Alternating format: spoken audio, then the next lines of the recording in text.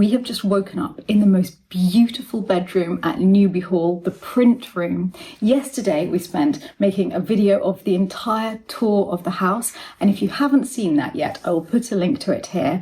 But the reason that we were invited was for the launch of the historic rock garden. And we're going to go for a stroll through the gardens with the head gardener, Lawrence, and with Lady Compton, Lucinda. They're going to show us the gardens and take us over to the rock garden so that we can share it all with you. This is the rose garden, and we're just about to hit peak rose, and the early ones are just starting. When Edward was planning his garden, so he started planning it in the late 1920s, and it was in the 30s that he started really sort of going with it. He knew that he wanted 2 formal gardens either side of the main border, so the rose garden on this side and then the autumn garden on the other. But he didn't know at the time what he wanted to do with them. So this was actually a tennis court. So while he was building the rest of the garden, it was a place that, as a family, they could play tennis. And also the Woodland garden, which we've not been down to yet, was a 9-hole golf course. Again, while he was waiting to get to that bit of the garden. And then eventually he did. It's a sunken garden. We've come down a few steps to get into it. And that's great for roses because it's slightly lower, it's sheltered. It retains heat, but also when the fragrance releases from the blooms, it then traps it within the slightly sunken area. Heavenly. So you then sort of walk down into a pool of sort of fragrance. So on a still lovely June evening, you then just drop down into this amazing rose fragrance. Originally, they were all old shrub roses, and they were split into their various categories. And so shrub roses are divided into little subgroups. And so you've got moss roses that have got all of the sort of extra bits around the calyx and on the stems. You've got damasks, centifolias, gallicas, and they're all these different groups of roses, and they were split out into their various bits. When his son inherited in the 1970s, they got to a point where they were quite old and they needed replacing. He kept the same varieties but then moved them around a bit so they got jumbled up. And then more recently, a couple of years ago, we added a load more herbaceous underneath the roses, because the problem with shrub roses, although they smell amazing and the flowers are beautiful, they only flower once. So you get this amazing flower in June and into July, and then that's it. Yeah. Like, you get nothing else. Whereas modern shrub roses, they repeat flower, so you get sort of the joy of roses all summer. So we've added a few of those in and added the herbaceous to just sort of bolster the fact that actually the rose element of the rose garden sort of diminishes a little as summer goes on. But, you know, it's just about to be spectacular here. And with the Cornus behind as well. Oh, it's a really, really nice part I'm of the so garden. in love with those trees. And again, this garden's very blousy and romantic. Again, it's that formal structure with the fountain in the middle, but the beds are sort of bursting. You almost can't contain the amount of plants that are in the beds, and it sort of spills over the paths. And it really is that sort of feeling of being in a family home rather than in a pristinely edged, immaculate corporate space where everything has to stay rigid and put. It's actually exactly the feeling you get inside Newby Hall as well. Yeah, That it's comfortable, friendly, but still exuberant feel. It's wonderful. Exactly, yeah.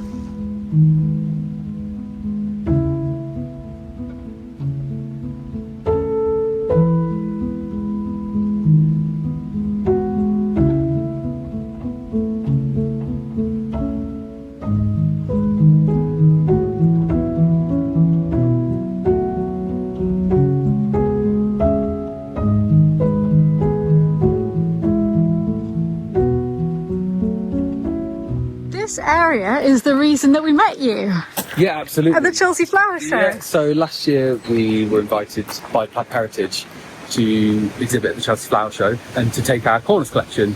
We're one of 3 national collections of Cornus, but at this time of year, you know, they're absolutely stunning and they really add to the garden. A lot of the visitors are coming to see the Cornus, but they're such good value. You know, they've got really beautiful shapes. The actual trees are very elegant.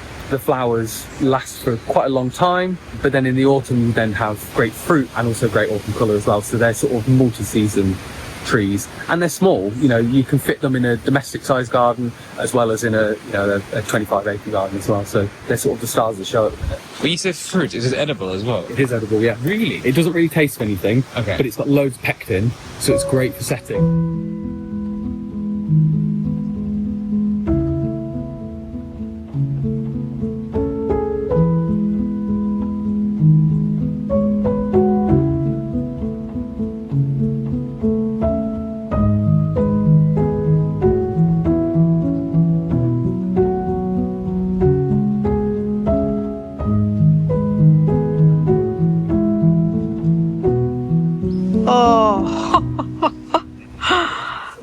goodness. How deep are the borders?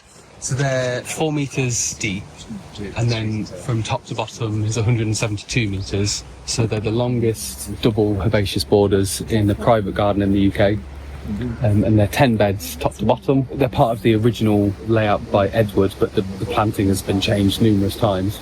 Most recently, Lucinda and the team changed it in the winters of 2013, 2014 to streamline it. So before that, it was every colour possible, whereas now we're down to the pastel spectrum, and it ties in beautifully with the wider garden. But the colour choice is taking things from the treescape beyond. So we've got purple from the Prudence Bassardii, we've got silver from the ornamental pears, and then obviously the various shades of green. And then the pastel spectrum, so off-white, primrose yellow, pink, purple, blue, lime green. We don't have any strong yellow, hot yellow, no orange, no red. The pastel spectrum is great for this latitude. The wavelength of light that's sort of most predominant in the UK is blue, and the pastel spectrum works really well with blue light. And if you have hot colours, sometimes they can look washed out or really glaring and too bright. Whereas pastels, whether it be a dull day or a beautiful evening like today, that spectrum works really well. And at the moment we're sort of mainly blue, and then it sort of builds all the way through July, August, September, and then goes all the way to the first frosts whenever they come. I mean, it's just jaw-droppingly beautiful.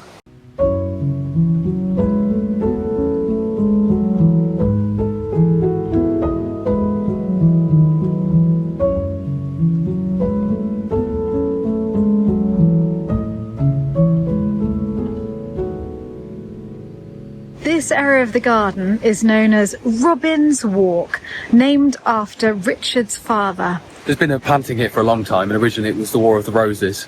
So there was the white rose of York and the red of Lancaster on opposite sides. It was reaching a point where actually it sort of come to the end of its life. And then Robin wanted to try something new. He gardened here for like 30 years and was a passionate gardener. All of the planting, the herbaceous planting in the garden, pre then was very blocky and very traditional English clumps of plants repeating. But it was at the time, so this is about 15, 20 years ago, that the Dutch influence of herbaceous planting was coming through, and like Pete Udolph was sort of spreading a different style of planting. And he wanted to have a go at it, and Robin's Walk is the result of that. And so it's blue and yellow, and it just gradually builds over the summer. It's so romantic. And the thing that's really nice, it's a narrow path in a public garden. You know, it's trying to be accessible, but also when something's super accessible on a 3 metre wide path, you lose that kind of romantic feel. So this is nice and closed in. The planting gently billows over the paving, and you sort of have to weave through it. The planting continues to sort of build into height, but also then width as well. By midsummer, it's absolutely full of bees and butterflies.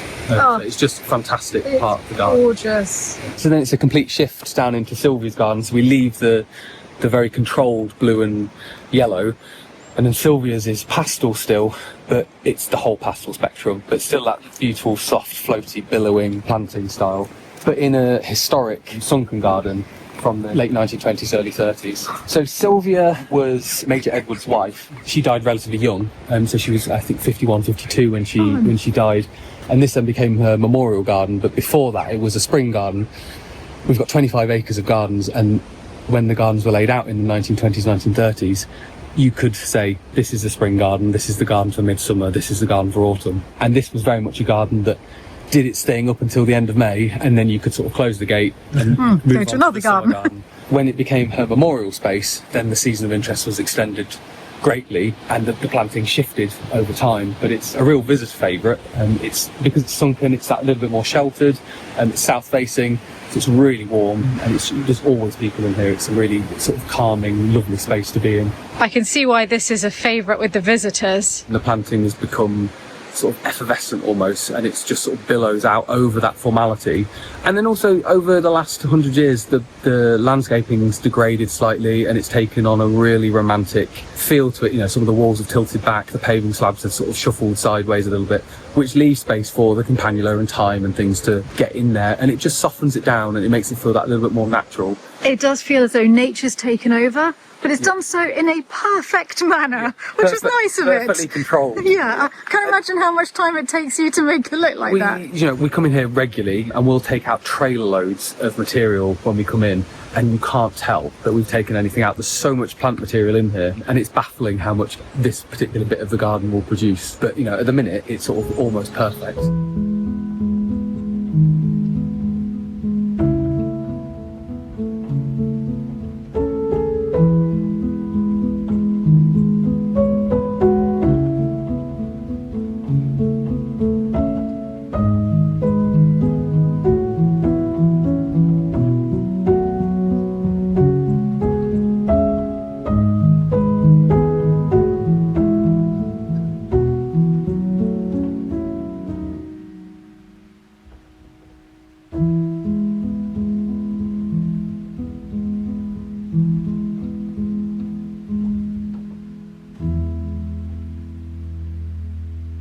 This plant grows all over Southeast Asia. There's about 25 varieties of it. This one is traditionally tapped like a rubber tree. The sap is collected in a bucket and purified and used for millennia now to decorate things over lacquer. The lacquer in its raw state brings most people out in the most appalling blisters. I mean, hospital necessary blisters. And so when you work with it, you have to wear masks, gloves, etc. Okay. Once they really purify it down, it's safe. It's the closest thing chemically to plastic. It's chemical formula, but it's natural. And then once the lacquer is on a bowl or whatever, you can then eat your hot soup out of it. Totally safe. Immune to heat, water, pretty much everything. The one thing that damages it is probably UV light. But they digged up lacquer objects in Chinese tombs from 2000 BC, and they're still intact and fine. It's an incredible material. And all from this tree. All from this tree. Here we've got an unusual tree, Idesia polycarpa, with a huge leaf, and it's just got its flowers on now. And then it has a berry, a lovely berry. And here, these white barked birch, Bachelor Montier. It's quite a popular one now. It's one of my favourites as well, because I just love that white. But I think when Richard's father planted these, it was quite an original idea. Not many people had them. And he put 10 very close together. It's really actually rather effective. And then below it, we have lots of sort of woodsy things, as the Woodland does, which is rather gorgeous, really. It's so ethereal. Rhododendrons. And this is a fabulous tree. This is a Starax hemsianus, one of the many Starax in the garden. I don't know that tree. What a shame, because it's beautiful. Isn't it fabulous? That will probably grow with you. I don't know, it might do. I absolutely love it with those little white. I'll certainly try back at home.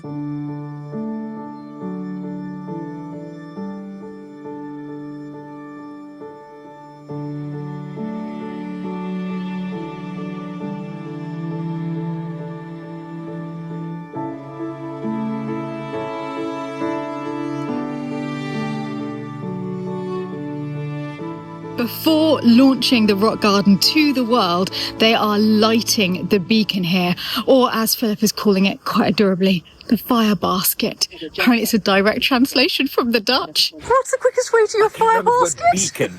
This doesn't make any sense. You know, I grew up after Concert Hall in a house called Beacon House. Come on, Philip. I'd never thought of what it actually meant, I suppose. But fire basket is very descriptive.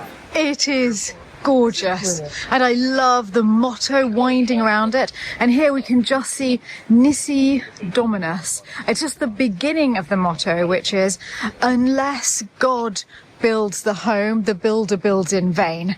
I hope I have that right. Yes. Unless God buildeth the home, the builder builds in vain.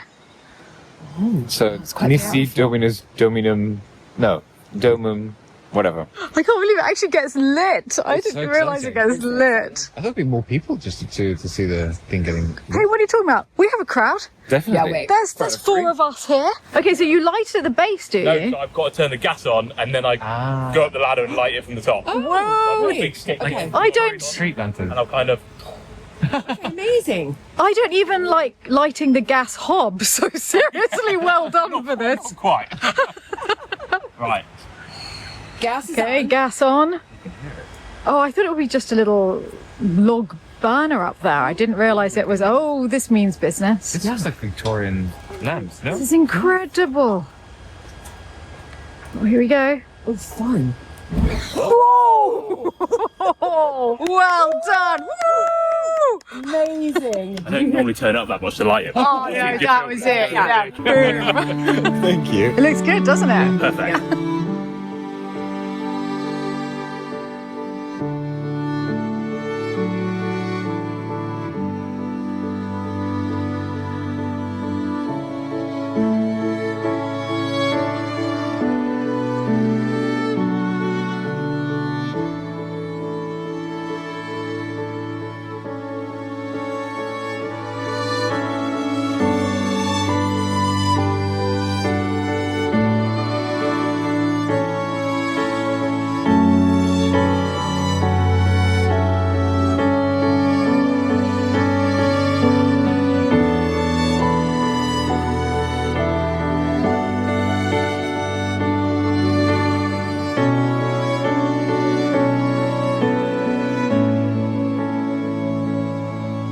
We just ran up to get changed because it's time for the big launch now. We're going downstairs for canapes, and then Richard's going to give a speech in the sculpture gallery, and we're all going over together to see the rock garden. You're matching the place. Look at that colour.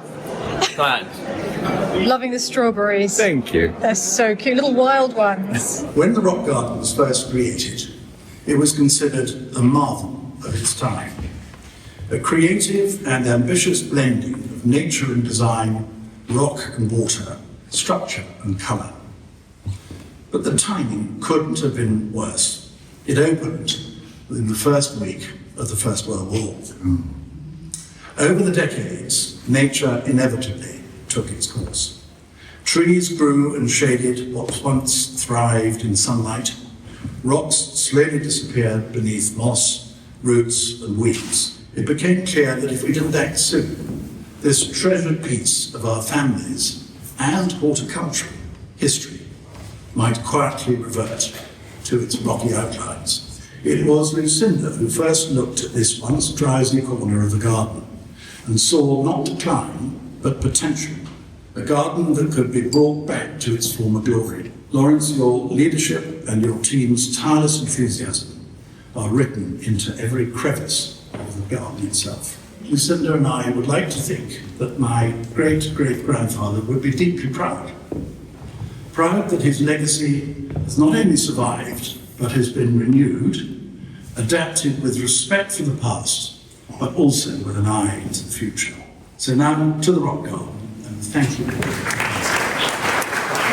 Good afternoon, ladies and gentlemen. My name is indeed Giles Brandreth, and if you're wondering why I am here this afternoon, then already we have something in common.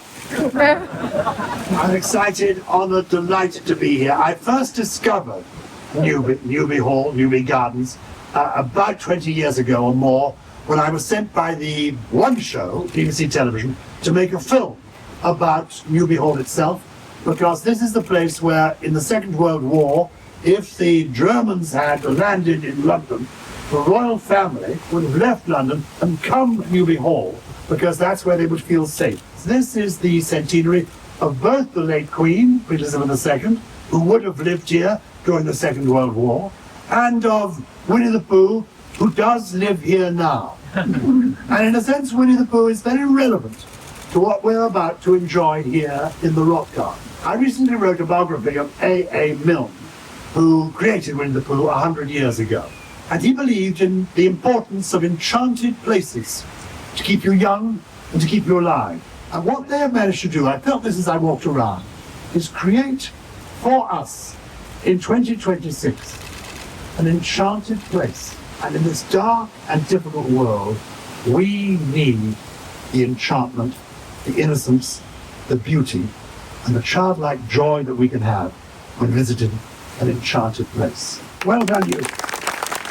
10, 9, 8, 7, 6, 5, 4, 3, 2, 1. The rock garden is now open! And there they are, the intrepid explorers stepping onto the rock garden for the first time. but I didn't want you to see it with lots and lots of people on it. So we filmed it earlier for you. So let's go back to our arrival at the rock garden for the first time earlier today. I can't believe it. Everything here takes my breath away. Everything, and I shouldn't be surprised anymore because every space I've been to has completely exceeded my expectations, and the rock garden is absolutely no exception. I don't think I was expecting so much colour within it as well. How many years of restoration have gone into this? So we're on 7 now. 7 years of restoration. So it's been a real labour of love, but it's been worth it because it's gone from essentially a fairy woodland over rocks to now a horticultural sort of paradise for alpine plants, really. Did it ever annoy you that because you had to deal with all of the things that had grown into it over the years, it would take longer to restore than it did to build it in the first place in 2 years? Do you know, I'd never thought about that. Now I'm glad you didn't think about it. Now you said it, yeah, actually, that is quite annoying. The thing that's really interesting is it's not really a restoration. If we're being true and sort of fair to the word restoration, it's a reimagination of Robert Viner's rock garden. To restore, we'd have to remove all of the trees and sort of reset the clock. But they've now become part of the story of Newby. So it's reimagining the space for the 21st century and for gardening now. It was very important to us that it was a plants person's rock garden and that it increased the diversity of plants within the garden, that it wasn't just a case of repeating other plants that already exist in the collection. This was a place that we could really celebrate growing alpine plants. But then because we've obviously then got some now shaded spots, you can grow a load of woodland herbaceous plants that we haven't got elsewhere. And this is a place to sort of satisfy that itch of sort of collecting new plants for the garden. It's about 1,600 square metres, and additional complexity is the bottom half floods. So the plantings then has to be adapted to deal with water ingress over the winter. So it's a really nice combination of alpine, woodland herbaceous, and then slightly more boggy plants towards the bottom. Incredible.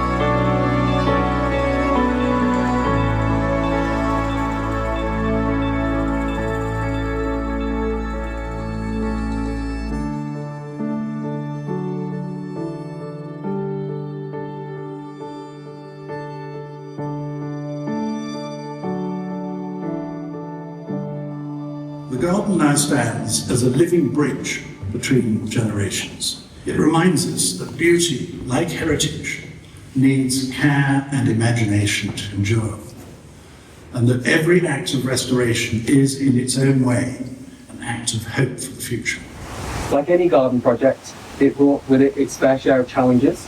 We've battled our way through the full set of stubborn weeds. We've moved more than 100 tonnes of soil by hand. We stabilised many of the large rocks that have shifted over the last century. We've planted over 10,000 plants. I often wonder, what would Robert Viner think if he could walk through the rock garden today? I hope that he would recognise the care, ambition and passion that have gone into it, and that he'd feel proud of what his descendants and the wider Newby team have achieved. What did you think of the rock garden? I mean, sensational, right? And the speeches out of this world. Giles was hilarious. Absolutely. Richard was so moving. Yeah, Lawrence the rock garden amazing. doesn't sound very exciting, and somehow it's one of the best gardens I've ever seen. Because and also it's the history of the rock garden, like why they came over here, why there was a fascination during the Victorian and the Edwardian eras, and that's what's so wonderful. The first time I heard of a rock garden, I thought it would be rocks on pedestals. Like a Zen garden. No. Like, you know, like, oh, this is a rock from whatever Latin America. And I understand that. It's all right. But Do you know what I mean? Yeah. To be fair, you're a gift shop. Are you enjoying your wine on the tour? Yeah. We're being dropped off to the gift shop. Thank you very True much. commercial style. See you later. Thanks for the lift, Stuart. Bye. You cannot walk past a gift shop. You can't. Look, it's impossible. He has to go into every one. Was it me or was it everyone else? Did you see the book I just That's what I was looking at. Which one? I like all of Oh, them. dolls' houses. I want this one as well. Drawings from the past. Isn't that nice? You'll love that. Oh my goodness, this area, these are the ceramics by Sasha, Yes. Lord and Lady Compton's daughter, who was at dinner with us last night, who's absolutely delightful, as is her husband. Isn't it wonderful? Her ceramics are beautiful. I'm in love with this one. Just think about it. I like the other one with the gold. Extraordinary. These are wonderful. No, but look at the character of that bird. Come on, it's smiling at you. She is so talented. These are beautiful. These are limited edition prints. And I love this one with the little faces on the teapot, the jugs, the carafe. Gorgeous. On the way back to the hall, I've stopped at the stables to show them to you. This is a Grade 1 listed building in its own right. At one point, there was even a stud farm here at Newby. But Lord and Lady Compton recently converted the stables into units that can be rented, where people can have their businesses. So they've brought life back to this building again. And there's one particular business that we are going to go and visit right now, because everything they have is just gorgeous. We've come over to meet Dean at Urban Grow because we saw you at Chelsea, didn't we? We did, yeah, we met last spring. It was a beautiful, hot, sunny day. Quite, somewhat hotter than today here in Newby. We're here in the stables at Newby Hall, and we set up the showroom about a year ago now because so many people wanted to hear and see the product. And so all the fountains are on. It is Yeah, we've got most of them on for you, so have a wander around. It's like Versailles in here at the moment. This one is beautiful. This one is very gentle. That would look so good at Lalande. This would look amazing. Also, I think Pavlina would love it because we give another point of water, which is important. But also the planters are so gorgeous. Look at that. And this is all in galvanized steel. This one's hot dipped in zinc. I'm going to be honest, I don't know what that means, but it sounds very good. These are stunning. They're lovely, aren't they? So how long have you been doing this? I've been in landscaping and garden design for pretty much a lifetime, but I bought Urban Grow 3 years ago and we kind of transformed it into what it's become now. So most of our clients are online, but we're having people travel from all over the country come visit us here I'm not and surprised. suss out the product. They're probably not back to proper old-fashioned plants. Yeah. Do you have a favourite product? Oh, that's like asking me who my favourite dog or child is, isn't it? I love all of them. These are extraordinary. These are stunning. The size of it. And they are handmade here in the UK. They're hand woven. And are they for indoor use? Outdoors and indoors. Really? So they come with a lining so you can have them planted outside. And we've got chairs as well. Isn't this amazing, this chair? So comfortable. Yeah.